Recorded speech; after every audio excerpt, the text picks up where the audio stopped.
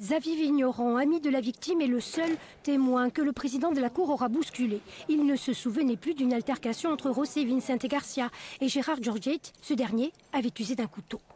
En fait, la plupart des témoins n'avaient pas grand-chose à dire.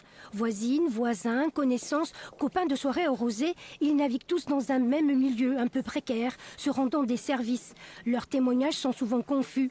L'accusé et son avocate espéraient pourtant les utiliser. Il y a beaucoup d'approximations, beaucoup de non-dits du côté des témoins sur la façon dont ils vivaient, les éventuelles bagarres, accrochages qu'il y a pu avoir entre les uns et les autres. Pascal Alessandrini est l'ami à qui José Vicente Garcia devait de l'argent. En fait, 100 € pour une histoire de cannabis. Des dettes, mais pas un mobile suffisant selon l'accusation et les parties civiles pour tuer sauvagement.